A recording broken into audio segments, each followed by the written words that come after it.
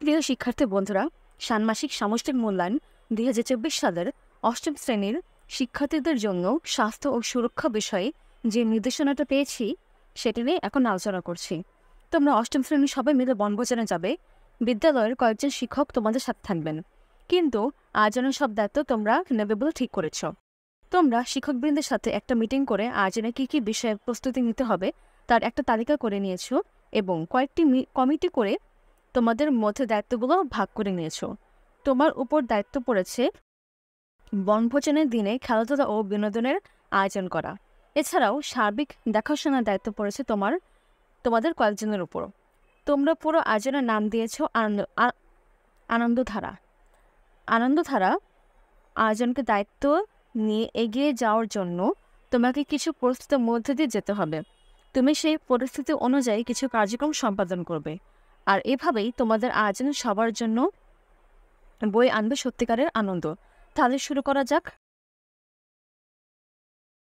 কাজ 1, একক কাজ। বনভোজনের দিনে কি কি খেলা যায় এই নিয়ে তোমরা সবার ভোট নিয়ে ঠিক হলো দাঁড়িয়া বাঁধা, চোখ বেঁচে ছবিতে কপালে টিপ পরিয়ে দেওয়া ও সাঁতারের আয়োজন করা হবে। সাঁতার নিয়ে প্রথমে শিক্ষকদের আপত্তি ছিল। তোমরা সব ধরনের প্রস্তুতি নিয়ে যাবে, প্রতিশ্রুতি দেওয়ার অনুমতি পাওয়া গেল।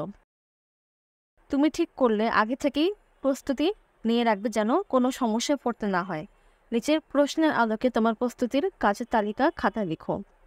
যারা সাঁতারে অংশগ্রহণ করবে তাদের প্রস্তুতি ও সুরক্ষার জন্য তুমি কি কি কাজ করবে, তুমি যে কাজগুলো করার সিদ্ধান্ত নিলে তার কারণ কি। কাজ 2, দলগত কাজ। শিক্ষকের নির্দেশনা তোমরা দল গঠন করেছ।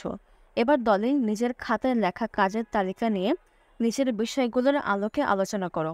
কি চিন্তা থেকে তারা নিজেদের কাজগুলো ঠিক করেছে, অন্যরা যে কাজগুলো তালিকা করেছে তার মধ্যে কোন কোন কাজের সাথে তুমি একমত, কারণ কি, কোনগুলোর সাথে একমত না, কারণ কি।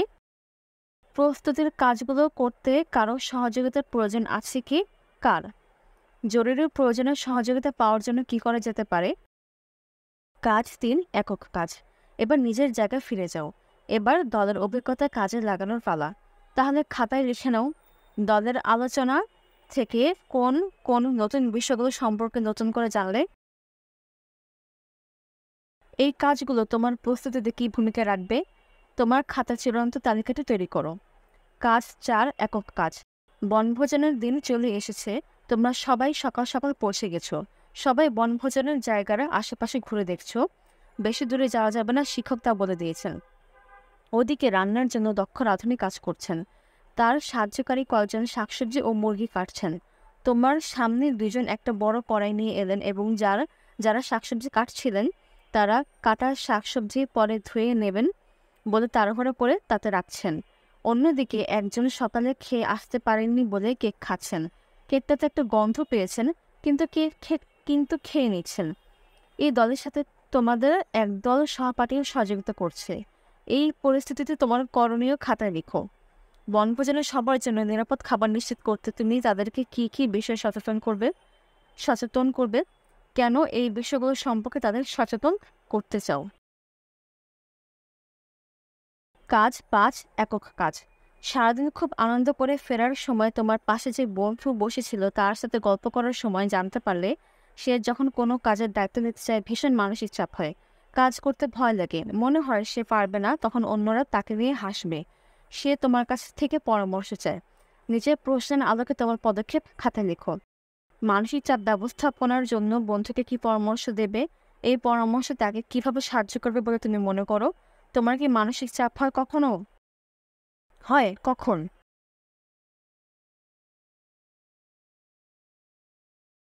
কাজ 6, জোড়ায় কাজ। এবার শিক্ষকের নির্দেশনা অনুযায়ী জোড়া তৈরি করবে। কাজ 5 নং এর নিজেদের লেখা উত্তরগুলো নিয়ে নিচের প্রশ্নের আলোকে আলোচনা করো ও প্রয়োজনীয় নোট নাও। কোন কোন কাজ বা কৌশলগুলো ইতিবাচক, কয়েকটি উদাহরণ লিখো। তোমার উল্লেখ করা নেতিবাচক কাজ বা কৌশলগুলো শরীরে বা মনে কী ধরনের প্রভাব ফেলে। মানসিক চাপের পরিস্থিতিতে প্রয়োজনে কার কাছে সহযোগিতা পাওয়া যেতে পারে। কাজ 7, একক কাজ। দলগত আলোচনার অভিজ্ঞতা থেকে নিজের প্রশ্নগুলোর উত্তর দাও। বন্ধুদের কাছ থেকে পাওয়া নতুন কোন কোন ইতিবাচক কৌশল তুমি নিজের মানসিক চাপ ব্যবস্থাপনায় পরবর্তীতে ব্যবহার করতে চাও তার একটি তালিকা খাতা লিখো। এই কৌশলগুলো ব্যবহারের ফলে তোমার জীবনে কী ফলাফল আসবে বলে তুমি মনে করো? নিজেকে সুরক্ষিত রাখতে মানসিক মানসিক চাপ নিয়ে সকলের জানা প্রয়োজন এমন 3টি মেসেজ লিখো।